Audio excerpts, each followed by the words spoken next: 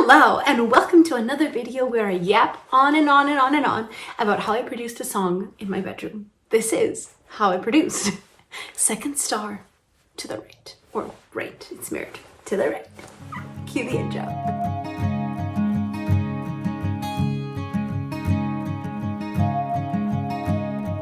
Ruby shoes, rosy cheeks, skipping down. If you watched or remember from my How I Produced Louvre video, in the beginning there I shared the original version of the production for that song, and that was in its sort of nascent days. The chorus of that song was like super ballady, fairy tale, Disney-esque, and I mentioned in that video, I was like, I knew that the song that comes after this, I wanted to go like full out into the Disney theme. This is that next song. Alrighty, let's look at the session together. Okay, here is the session for Second Star to the Right. This one includes some live tracks that I added in later, before they were sent off for live drums, which is specifically the live bass that Victor recorded, as well as some live guitars that he made. So maybe let's start with that. I wanted this song to have this very soft, gentle, almost lullaby-like feeling at the very beginning. And so I asked Victor to record some really soft arpeggiated guitars, because I can't play guitar, and the guitar in MIDI, it's like really hard to mimic strumming in like playing the piano. So I did some like very makeshift acoustic guitars. I pretended these were strums. Obviously it doesn't sound like strumming. So I did left and right, and then I did a little acoustic arpeggiated loop. And then I also added one more thing. So the two of these guys together. It was like very makeshift, trying to mimic how someone would strum a guitar just so I could produce around this. But now I want to show you what Victor sent back with his guitars, because they're so beautiful. Yeah, right here.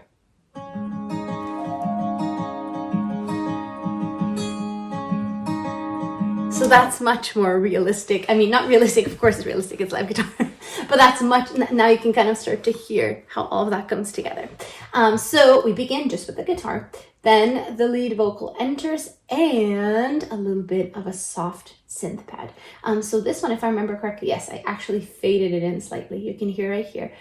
Because as soon as it enters, when I first was listening to it, it was too abrupt. So then I kind of faded it in so that you kind of hear it.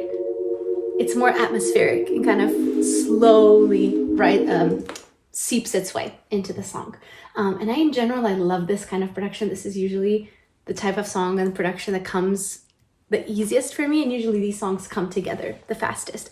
So this one, sonically, I used a lot of similar instruments to what I did in To Tell You the Truth, because I felt like the Bookstore album needed another more like fairy tale-y Disney-esque song. So I think this, the way it ended up being, it was kind of between what the August song was and then To Tell You the Truth. So it's kind of improving upon what I first started or wanted to do in the August song. So pre-chorus, we keep that same like atmospheric pad along with some piano chords. Let me hear them. Very straightforward. So I just recently updated Logic, and I started playing around with a lot of their presets for pianos, and I discovered this one, the Songwriter one, and I lost my mind. It was so good. It was perfect for what I needed. It also has a little bit of a clicking from like the pedal and the strings in it. Let me see if we can hear it here. It just sounds super realistic, and I was like, yes, that's what I wanted for so long, and I finally was able to put it in here. Along with the bass, and violins come in for the first time in the pre-chorus. So I use my same method that I usually do, where it's like usually I do 2 or 3 tracks of strings, and they're kind of playing a chord together. So each track is its own note of a chord. So this is the first one. The second, violin melody 2, basically just harmonizes with that.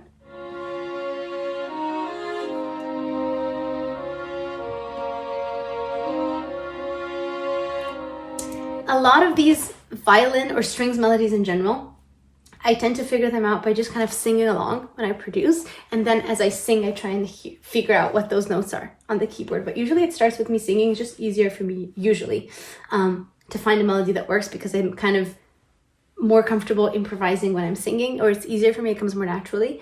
So that's usually how I started. And then a little something to make it sound a little bit more magical and almost fairy-like are these little cello pizzicatos. And I use pizzicatos in pretty much all of my productions. I just love the sound. They're so whimsical and you don't hear it a lot in modern pop music, which is why I love them. Right there. Just tracing the chord.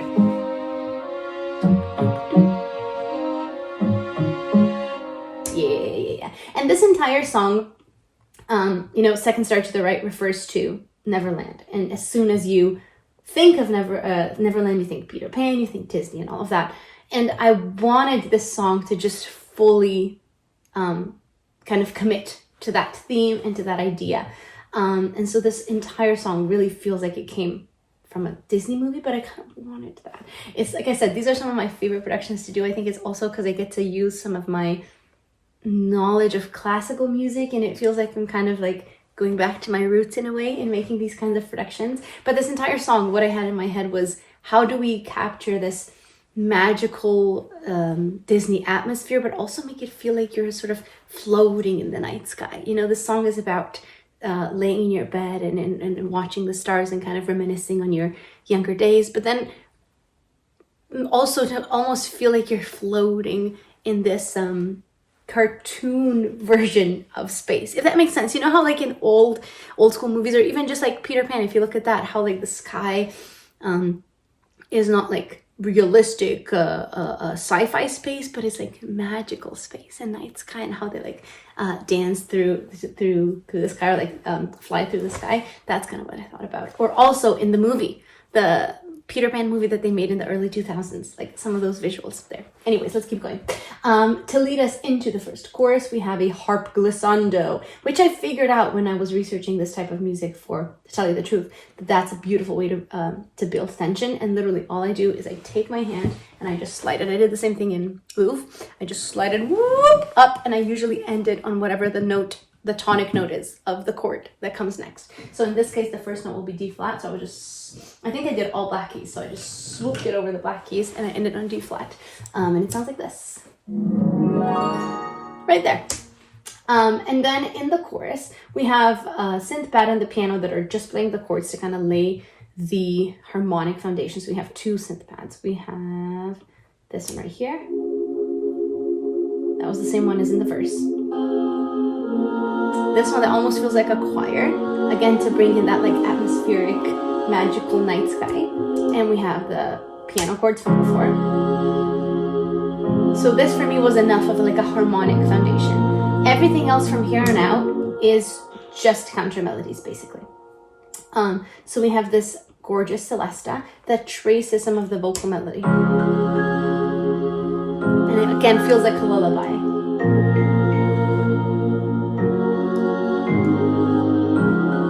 And then it repeats that. And this actually sort of feels like a call and response with some violin and cello pizzicatos. It almost feels like your child self and your adult self are communicating with one another. So first the celesta does.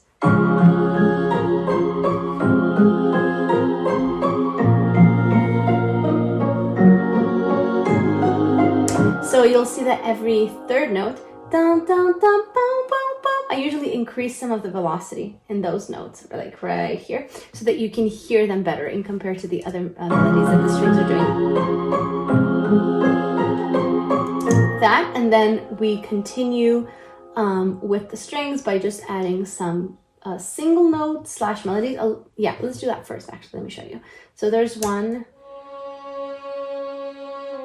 So it's basically doing parts of the chord with some added in like passing tones to kind of get us, so it's not just all quarter notes. I added in some 8th notes or 16th notes to kind of give it a little bit more movement. This one harmonizes. You hear it here.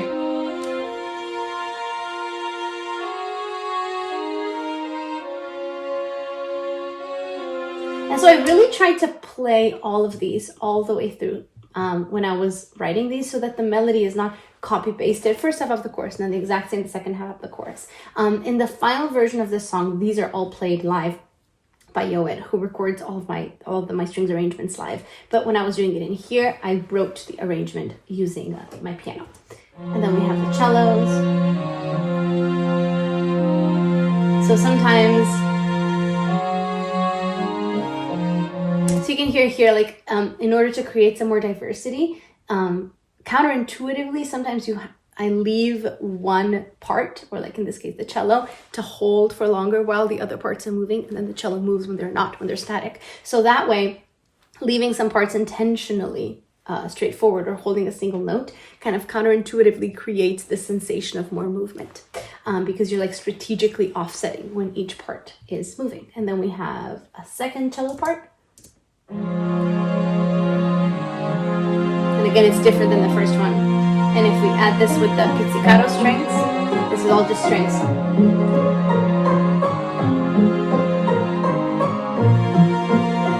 With the pad, piano,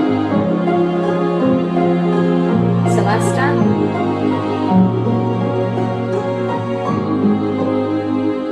there we go. What else? Oh yes, wind chimes. This is like what adds that little sparkly sounding effect. And this just happens in every now and then in the song. It happens at the beginning of every chorus, and I added it right at the end when it's just like a stripped down a third chorus. Fun fact, celesta was actually the instrument that inspired Tchaikovsky to write Dance of the Sugar Plum Fairy, Nutcracker. He found this brand new instrument at the time. He brought it with him home to Russia and used that to compose. Like the inspiration behind the Dance of the Sugar Plum Fairy was the actual sound of the celesta, and I love using it because it always reminds me of Tchaikovsky, who is one of my favorite composers ever.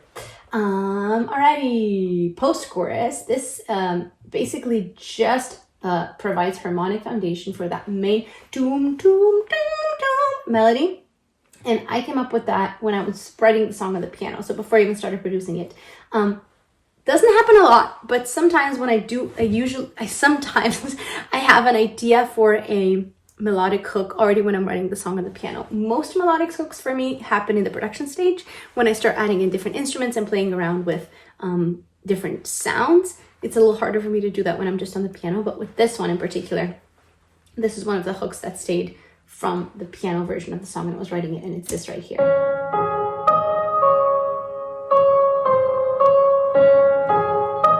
It's actually doubled in the celesta there. To give it like some shiny, shimmery, higher end. And the only difference here in the strings is, so the strings continue their basically chord progressions, but we no longer have pizzicato strings, but there are some spiccato strings to make it, to diversify it a little bit from the chorus, rhythmically too. It goes to chord, arpeggio chord, and then chord together.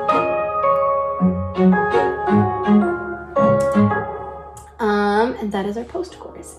In the second verse, a lot of this basically just carries over and continues, but it builds in energy. And the second chorus talks about adulthood, and I wanted to sonically it also to sound different than the first verse. Did I say chorus before? Verse. I mean second verse and first verse. In the first verse, it's super gentle, super soft, again like a lullaby, because I wanted it to parallel the idea of this like soft, carefree childhood. And then when we're in the second verse, I wanted to bring in some more distortion, so it feels a little bit darker compared to the second verse, compared to the first verse, because again, thematically, if you listen to the lyrics, there is this very big like day and night comparison or juxtaposition between childhood and adulthood. And so one way I did that was I added in this little distorted synth that is actually a similar thing to what I did in Timekeeper, where I basically increase it in volume. I do like a little crescendo coming out of the, let me find it. Where is it? Coming out of the first chorus. This one right here. A little distorted synth. It gets louder and louder and louder as we get towards the end of the post-chorus. So you can hear that one actually coming through as we get towards the second verse. So it's already here, it's just playing one note, the tonic. And then as we get towards the second verse, it peaks out. It kind of like, it provides a little movement into the second verse, almost like a wave crashing onto the shore, but it also peaks out as like a little bit, with a little bit of distortion, almost signaling that we're about to get a little darker. And you can see it right here. I automated the volume so that it does this like peaky crescendo. Other than that, is there anything spicy in the second verse? Not really. It's basically just some extra strings fills and guitar fills to add a little bit more of a background, like counter melodies. And then I also played around a lot here with the background vocals that are not in this session. I have a separate session just for the vocals, but that was another thing where I added in a bit more interest in the second verse to diversify it a bit.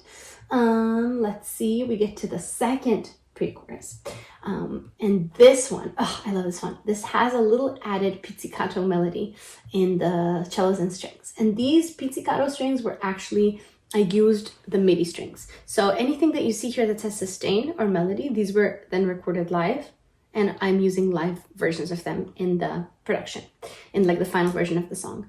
But these ones, pizzicato and spiccato ones, actually I kept these ones, the same MIDI ones, because they sound a little bit more synthy, and I like that. They have more ring to it. Like they have the exact sound that I want. And when you do pizzicato live strings, they usually sound a little bit more hollow.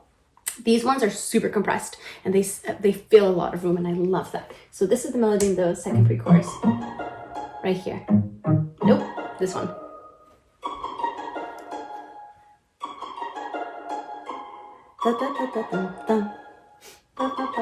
So with the rest.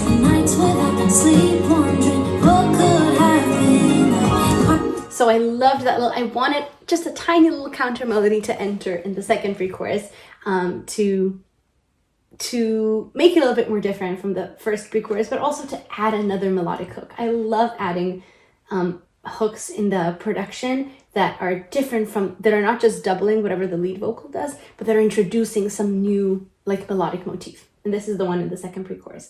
And then, of course, since we're doing Disney, we have to do a big strings fill up the scale going into the second chorus. It sounds like this. So this is how we build energy into the second chorus, and together with the, let me show you that, with the harp glissando. I just love how that sounds like. It just makes me so excited. Right there. And now we are in the second chorus. The second chorus, I think I just added one extra synth pad. And this little down, down, down, bow, bow, bow, the Celesta melody from the first chorus, I'm doubling it here in the second chorus with a synth. This is just a synth. So it's like a slightly more distorted electronic version of the Celesta sound, but they're playing the exact same melody. And then everything else actually stays the same from the first chorus. Then we have the second post-chorus. In the second post-chorus, again, all I added was an extra synth pad. And is there anything else? I think that was actually, it's been a while since I've actually looked at this. It's so funny looking back on this, and this is like a slight deviation, but we'll go back to the song, but I'm super invested into a song during I usually complete it within like a week, a couple weeks, if it's going good. So in this case, it was within a week because I wasn't like, I felt comfortable. I knew what I wanted to do. And I'm like so invested in it that week that I'm working on that. That's all I can think about. Like I'm sitting there watching TV, but I can't really focus on the TV because in my head, I'm just like playing the production and like playing around with the sounds. I have trouble falling asleep that week usually because in my head, I'm just like playing all these sounds in production. I'm like, oh, is this good? Is that good? Like being very obsessive about it. Like anything I do that week, whatever song I'm working on seeps into there. Like it almost feels like this heightened state of being for whatever time I'm working on it intensely. And I cannot forget about it. But then when it's done, I don't always remember what I did. I don't necessarily like think about it past that point, because then I move on to, okay, what is the visualizer going to be? How are we going to market this? And so it's so funny opening these sessions back up weeks later. In this case, it's been maybe a month, and almost like past Anja surprising future Anja what she was doing, you know, because in the moment I know what I'm doing and I'm vibing and I'm loving it. And then I look back, I'm like, wow, okay, I did that there. Didn't know that. So that's what's happening. If I look clueless, that's why. But then probably my favorite part of the song, because it's very different from the rest of the song, and it's something that I've wanted to do for a long time. Here's where we change the groove into toom, toom, toom, toom, toom, toom, toom, toom. And something like that happens in the bridge of August, which is why I brought it up at the beginning. But I didn't fully know how to execute that idea back then, which was this point was like 3 years ago. So it's something that I've wanted to revisit in a future song, and ended up being here, and just do it better. So basically, our strings change from these very beautiful sustained legato strings. We take these spiccato strings, and they're just plain chords. This again was not recorded live. I wanted it to feel synthy and wide, and also kind of not as natural. So it's doubled in pizzicato strings, which are the super high ones, and then 2 of the spiccato strings. This also happens in the guitar that Victor was recording right here. There you go. He actually layered that over. Let me see that. I think this one. There we go. So just strums. What else? The piano does that same thing. You can hear it, how high it is right here. So I was basically just trying to find as many instruments as possible that I could do that rhythm in, so that it feels big and it feels dramatic. So it goes from this very punctuated, it's technically, I guess it's technically a triplet. And then it opens up. Compressed, dramatic, and we open it up. There you go. So let's talk about that. So in these, I thought about it in like, 4 measures at a time. So it's 4 measures of like the staccato, and then 4 measures of legato. That's one way to think about it. And so here, where we open it up, I basically just layered all of the synths that I had from before. And this one, and the distorted one, and it increases in volume here. Right there, I think I automated it. Yeah, do you see it right here? So it goes from increasing, crescendo, nothing, crescendo, to build tension. And then I needed some sort of counter melody, which is using Celesta. So it's out of nowhere into light, it comes and takes my breath away. So that, and then a piano melody that kind of completes whatever the Celesta is doing. The piano by itself is doing dum dum dum dum right here. But you can hear that it gets louder because I wanted it to. I think maybe I did it with this. Yes. So I simply made it louder by increasing the velocity of the actual notes. I didn't do volume automation, but I just did increasing the velocity because I wanted it to sort of peek through after the Celesta is done doing its hook. So it's the Celesta and that little synth that I used to double the Celesta. And then the Celesta first. Then it peaks out that piano melody just at the tail end of that. What else do we have here? And then of course legato strings that come in, and then we go back to down, down, down, down, and we open it up.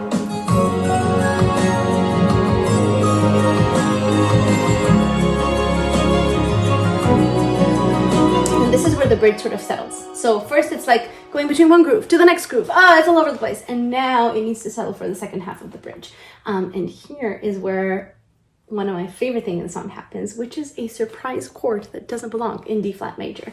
For a long time, I've wanted to do this in a song. Because I always do like very straightforward progressions, like nothing too spicy or too surprising.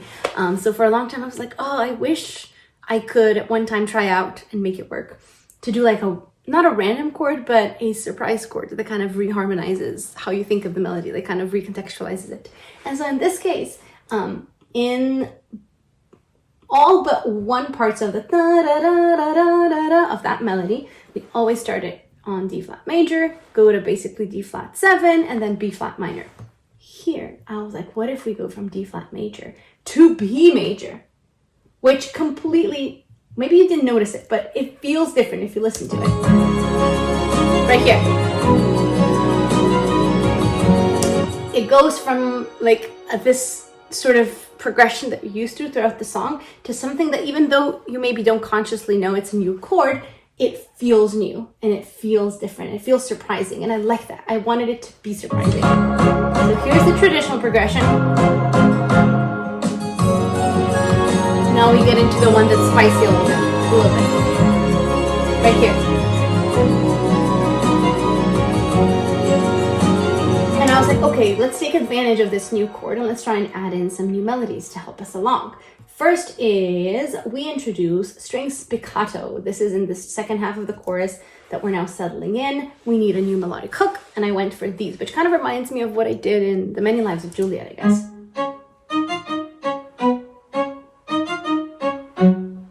So it's like a little bit of a motif, but it also keeps time for us. So it keeps things a little bit more alive. So it's not just slow notes, because these are technically eighth notes.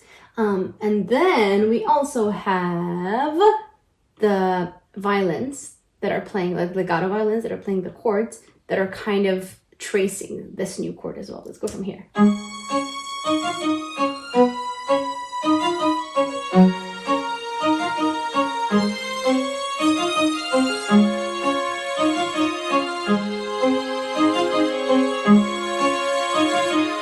So again, like you can see it's one melody line per track, and then I just stack them, and each of them is like a harmony on whatever happens before.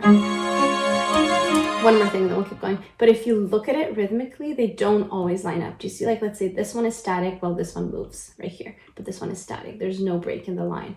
Or right here, this one is static, and these two guys move. So that's what I was talking about before, where I always try and offset the movement of these strings so that it feels more alive. And then the cellos.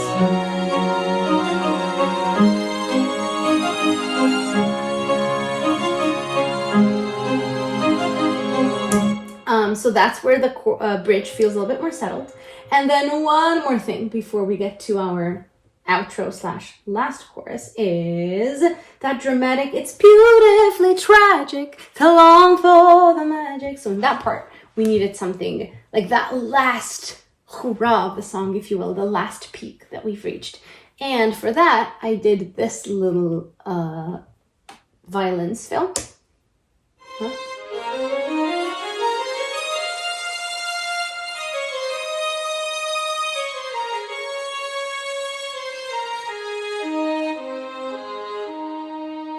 So it's that melody. It was played live by Yoed, but that's the it's beautifully tragic to long for the magic. That's the part of the song. So we have this big strings fill that is layered on top of strings that just play harmonies.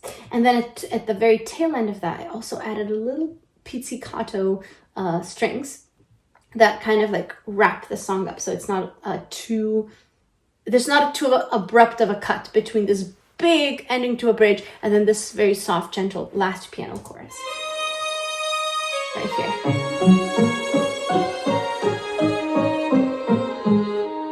Right there. And then, of course, we had to add a harp glissando. So pretty much every time that I have a big strings fill, like going up the scale, I usually layered it over a harp glissando, just to kind of up the drama. Where is it? Right here.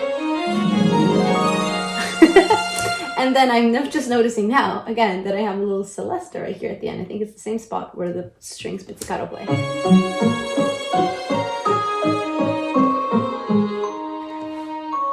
Now I know I added this. Listening to it, I'm like, yes, I know. Inside of you, it doubles the lead vocal melody.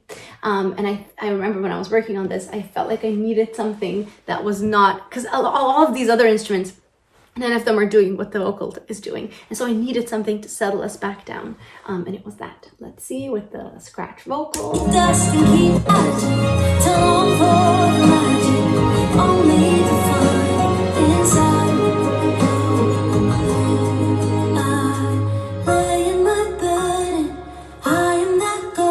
here it's just piano, and then in the final version, you also hear a bunch of vocals that I added in later. This song was very tricky for me vocal-wise because I initially thought it was just gonna have the lead vocal in, which is kind of what I did in August. The August song only has the lead vocal, no harmonies, nothing like that. And I was playing through that, trying to figure it out, and then I realized that when I was listening back to it, it felt empty compared to the other bookstore songs, and it kind of felt like I was taking the shortcut and trying to justify it for myself by saying, oh, it makes sense thematically. But then all of the other songs on this bookstore album are super lush in their vocal arrangement. I really went full out with all of them, experimented a lot in different ways that I can use vocal layers to make the song feel fuller. So no other song on the bookstore album has just one lead vocal. I was like, yeah, that doesn't make sense. Then I went back in a couple days later and I made, I think it was over 75, 80 tracks of just like background vocals and harmonies and doubles where I just literally in unison sing to whatever the lead is doing, so much of that. And then when I was done that day, I exported everything, thank God. But I was like, oh wow, this is horrible. I hate this. This was a terrible idea. And then Noah started mixing it, brought it all in, made his mixing magic, and now we kept them in. But when I was working on them, I went from like, I was oscillating between, oh my God, just the lead vocal, to, oh my God, that's horrible, to, oh, let's do all of these extra vocals, to, oh my God, these are horrible. And then in the end, Noah worked his magic, and it's thanks to him that he made all of the vocal layers work. But all of that to say, there's another vocal layer on top of this little piano. It's like, I'm basically just singing and singing a chord.